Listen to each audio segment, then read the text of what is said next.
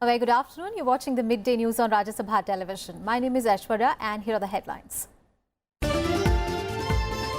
Centre's 21-day Gram Swaraj Abhiyan, a great example of effective service delivery at doorstep and furthering ease of living, says Prime Minister.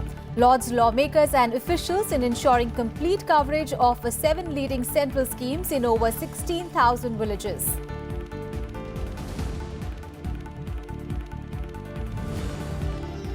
India and Netherlands look to boost economic and political cooperation as Prime Minister Modi holds talks with his Dutch counterpart Mark Rutte. Biggest ever Dutch trade mission representing 130 companies accompanying the visiting Prime Minister.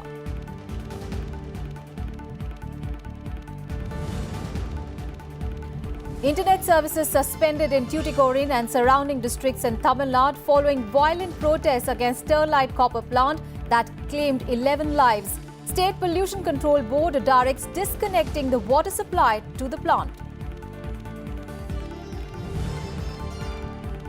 Nipah virus claims one more life in Kerala. Most cases detected in Kozhikode. State government advisory to avoid travelling to 4 northern districts of the state. And North Korea threatens a nuclear showdown if the dialogue with the US fails. Casts doubt over 12th of June summit as Washington says fate of the talks will be decided next week.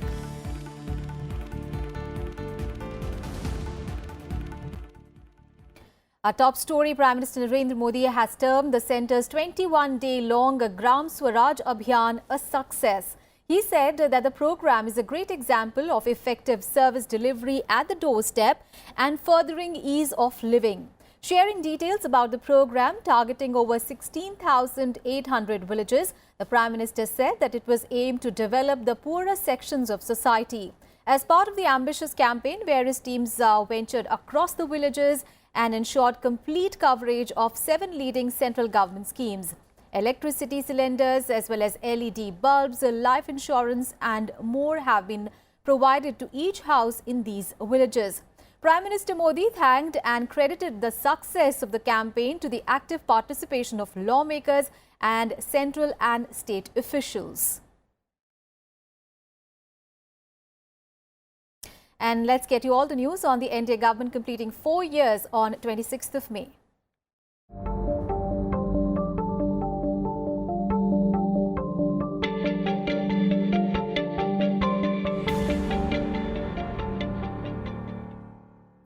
So the NDA government will complete 4 years on 26th of May, and ahead of that milestone, BJP President Amit Shah and cabinet ministers in the central government are having an interaction with the media in Delhi. So let's go across to my colleague Panchanan Mishra to find out more details about that briefing. Panchanan, not to mark 4 years of Modi government, BJP has launched this campaign to highlight the achievements. Tell us more about the event. Yes, Aishwarya, this is you can say it's on completion of 4 years and also annual press conference type, but not in camera. It's without camera, and they are addressing the media, and the focus is on the work done by the government in last 4 years. And the party president Amit Shah is there on the dais, and Minister Piyush Goyal, Cabinet Minister Piyush Goyal is making presentation of the work done by the government in last 4 years. And this include the various sectors from the job sector, including health sector and the social sector, and also where the country is now on in the defense sector. So the major thrust is to tell the common man that government is doing many welfare schemes, welfare works, and it is now reaching up to the common man also. And the special mention was made regarding the Mudra loans given for the unemployed youth and unemployed people. So this is really making a difference, and there will be many more programs on the 26th itself, because the 26th May is the day where the government is completing exactly 4 years. Yes. And the Prime Minister Narendra Modi will be in Odisha, in Cuttack. He will be addressing a rally in Cuttack, and it may be considered as his inauguration of election campaign for 2019 election. So this is the plan government has, And this completion of 4 years, the program was also made in the last year when there was 3 years completed for the government, and government came out with their schemes, their plans for the country, and the work done in the last 3 years. So this is a regular press conference, and the many cabinet ministers are also there. Aishwarya.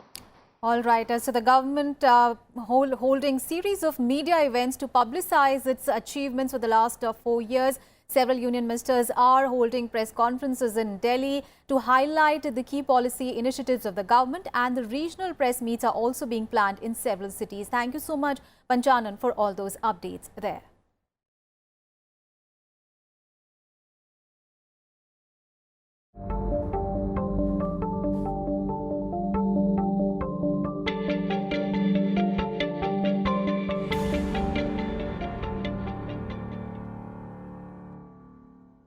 On to some other news, the Finance Ministry has tied up with over 24 e-commerce firms to provide easy finance to small entrepreneurs under the Pradhan Mantri Mudra Yojana. Now, these e-commerce firms include major players like Amazon, Flipkart, Ola and Uber, and a three-way partnership between the lenders, industry and the government aims to facilitate these small business loans.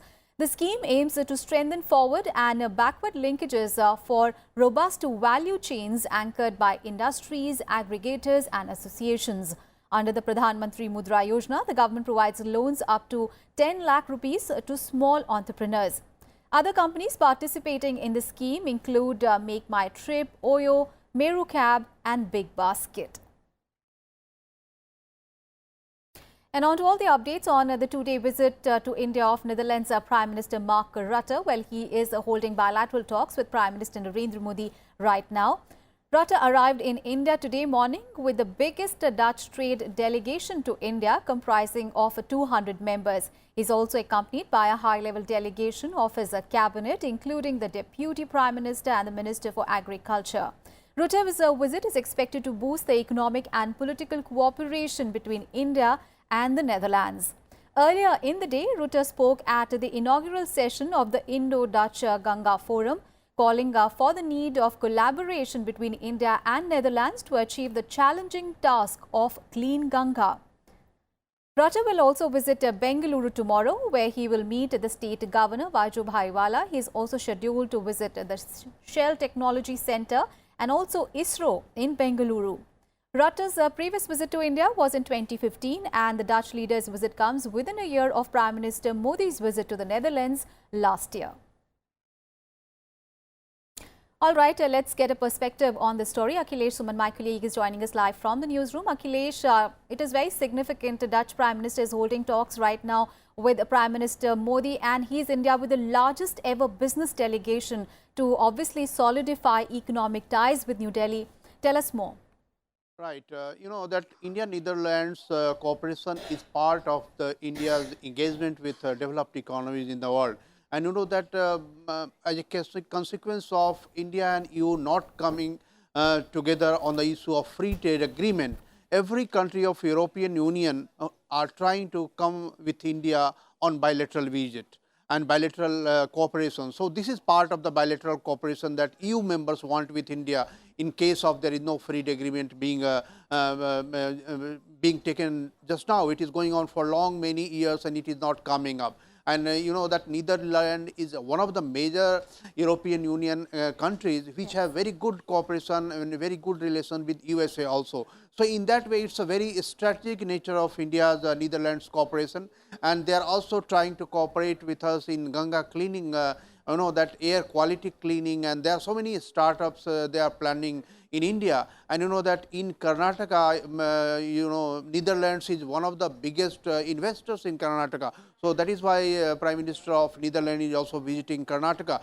So in a way, you can see that this is a mixture of strategic and business interaction with Prime Minister Narendra Modi and other leadership of India. And you know that in coming days when European Union is facing the problem of Britain coming out of European Union, Yes. so every European country is trying to get its own space in the world, and India is also trying to collaborate with individual countries. So I think in this context, Netherlands Prime Minister is here in India, Aishwarya.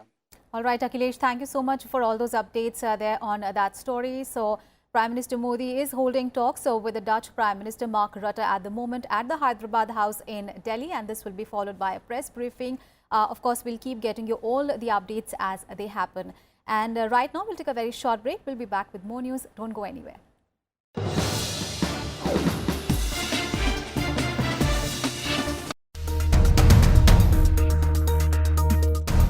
Years of Modi government. 4 years of bold decisions and 4 years of new initiatives.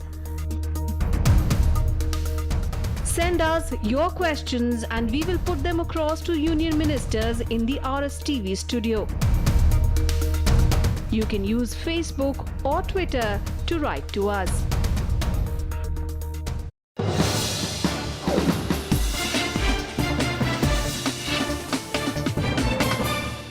Welcome back after the break. On to news from Karnataka now, where a Congress MLA Ramesh Kumar filed his nomination for the post of a Karnataka Speaker today.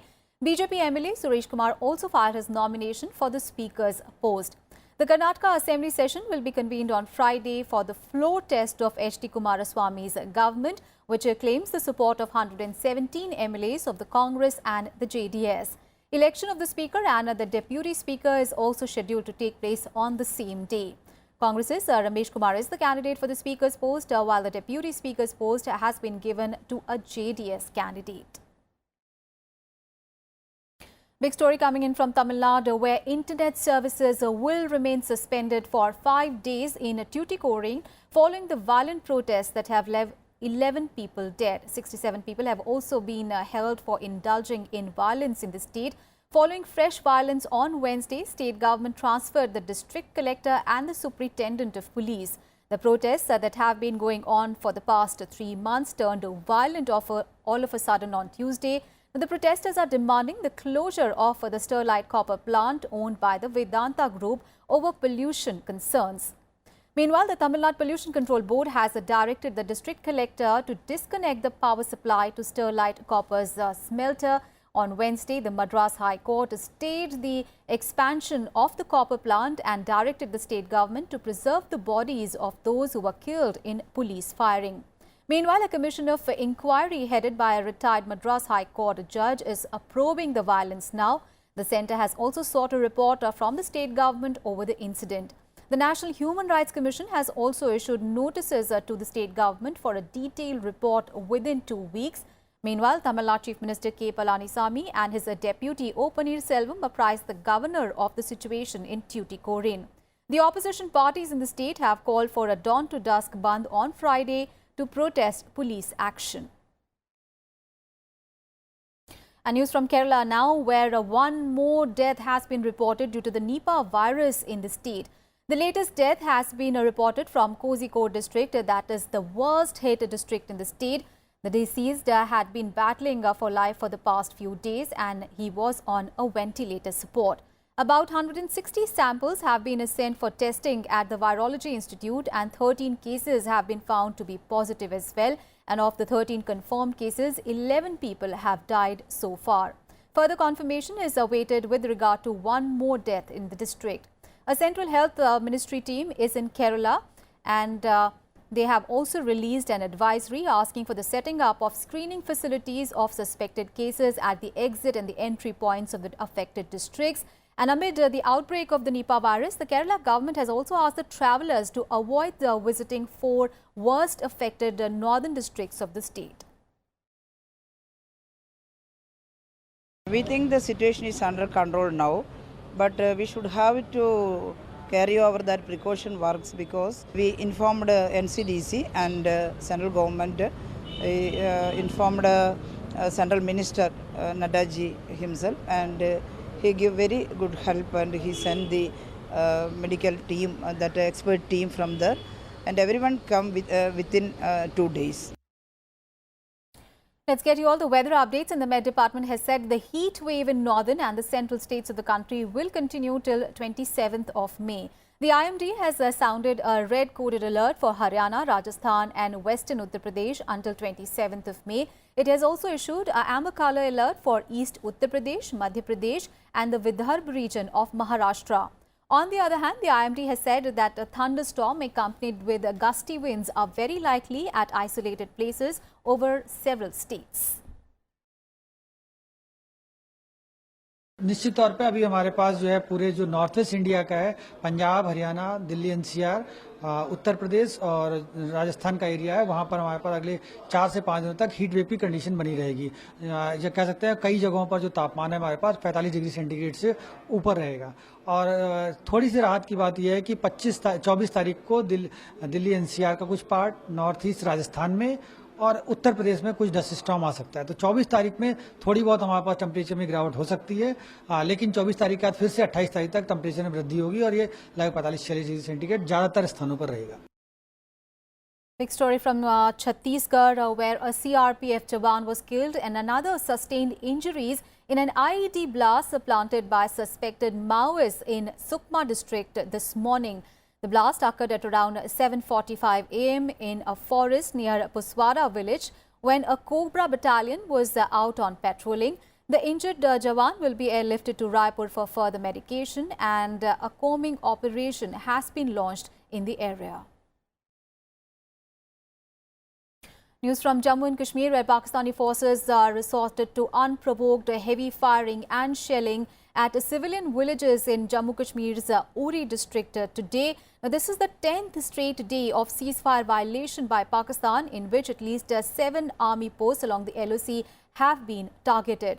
Earlier on Wednesday, the MEA had summoned Pakistan's Deputy High Commissioner over the ongoing ceasefire violations along the line of control. The ministry lodged a strong protest over deliberate targeting of innocent civilians after the cross-border firing was reported for the 9th day on Wednesday, in which 5 civilians were killed and over 30 others were injured.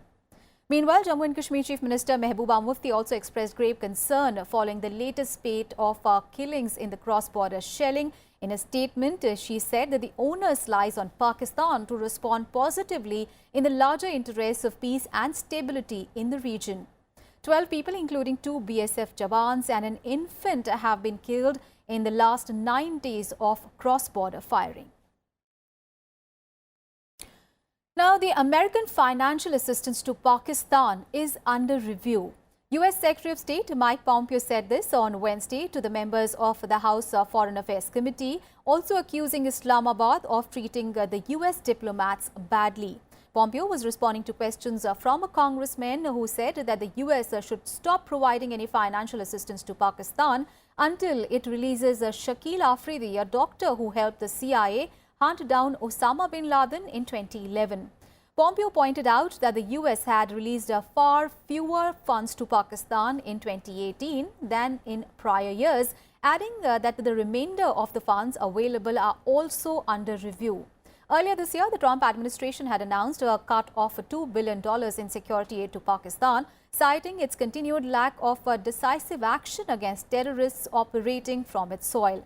Besides financial assistance issues, Pompeo said that the U.S. also needs to take a note of the treatment meted out to the American diplomats by Pakistan. On to our special report now. Atal Pension Scheme aims to help the informal sector workers save money for their old age, where they are still working, and guarantees returns post-retirement. Now, the scheme promises a co-contribution by the central government of 50% of the total prescribed contribution by a worker. It is open for any Indian citizen who has a valid bank account and is aged between 18 to 40 years. As of now, the scheme has generated around 1 crore beneficiaries. Here is a detailed report.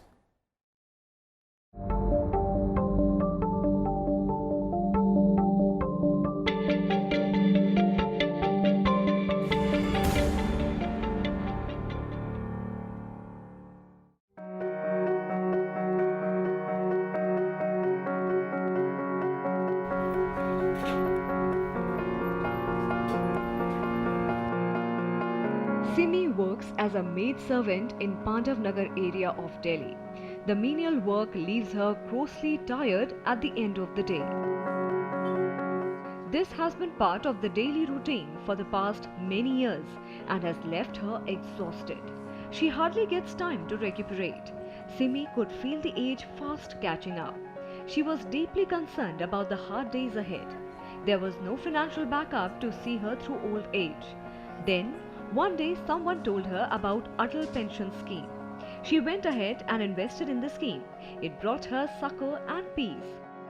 जो समय चल रहा है उसको देखते हुए, क्योंकि आगे आने वाले टाइम में कौन साथ देगा नहीं, कल को बच्चे भी साथ नहीं देते हैं, तो उस सिचुएशन में हम किसके पास जाएंगे क्या। तो ये जो मोदी जी ने हमारे प्रधानमंत्री जी ने जो योजना निकाली है, ये बहुत अच्छी योजना निकाली है कि इससे जो प्राइवेट जॉब वाला बंदा भी है वो भी सिक्योर हो सकता है।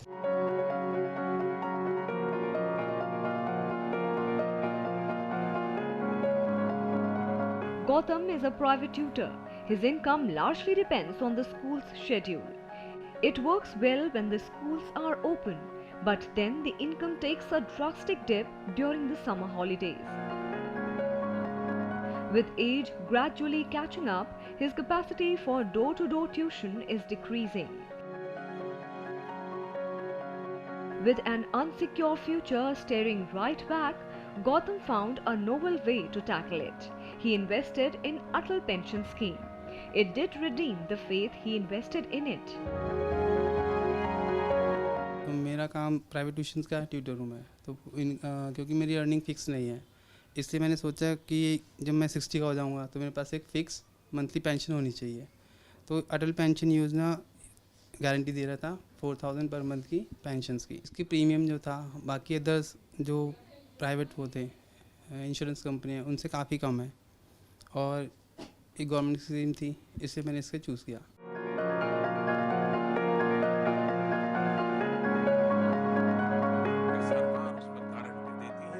This scheme was launched by the NDA regime for the workers in informal sector. To avail pension benefits, one must fulfill certain conditions like one must have a bank account, pension up to 50,000 rupees after 60 years. Amount depends on the age and contribution. Age eligibility is 18 to 40 years. 20 years contribution is mandatory. Spouse claims pension after the beneficiary. After spouse, the nominee can reclaim the pension. हमारे समाज में कुछ ऐसी कमी है जिसकी वजह से इस योजना की सफलता में संदेह रहेगा। वो ये है कि हमारे देश में लोग 20, 25, 40 साल वाली उम्र ऐसी होती है कि उस वक़्त कोई पेंशन की नहीं सोचता, उस वक़्त करंट कमाई की बात सोचते हैं, और उस वक़्त जितना भी हम कमा रहे हैं इतना कम कमा रहे हैं कि उसको खर्चने की बात ज़्यादा सोचते हैं। उसमें से कुछ बचा के बुढ़ापे के लिए रखेंगे, ये लोग नहीं सोच पाते हैं। तो यही इसकी सबसे बड़ी हमें सीमा दिखती है। हमें ये दिखता है कि इस जैसी योजनाओं को जब तक हम बाध्य नहीं करेंगे, अनिवार्य नहीं करेंगे कि ये तो आपको लेनी ही पड़ेगी, और वॉलंटरी छोड़ेंगे तो ये इम्प्लीमेंट नहीं होगी। According to the government statistics, the number of beneficiaries till 2017 and 18 is 97,05,461. 2016 and 17 was 48,83,829. Between 2015 and 16, it was 24,84,895. According to the experts, this scheme has potential to benefit 95% of the workforce in the informal sector if implemented properly.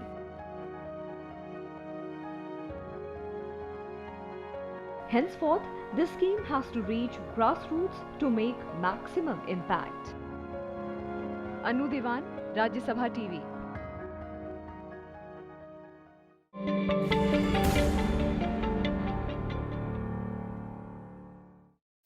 Let's get you all the international news now. And North Korea has renewed its threat to cancel the planned summit between its leader Kim Jong-un and US President Donald Trump if the dialogue with the US fails. Pyongyang also warned of a nuclear showdown.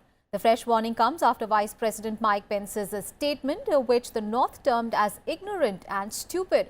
The US has already said that the fate of the historic talks slated for 12th of June will be decided next week.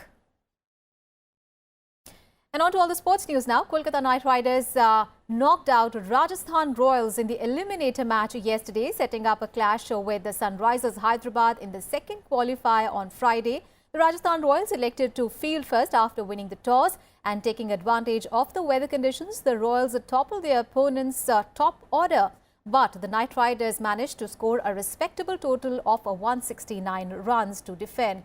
The Rajasthan outfit got off to a decent start. However, the Royals' middle order failed to cope up with the demanding asking run rate and ultimately falling short of the target at 144 with 6 wickets in hand.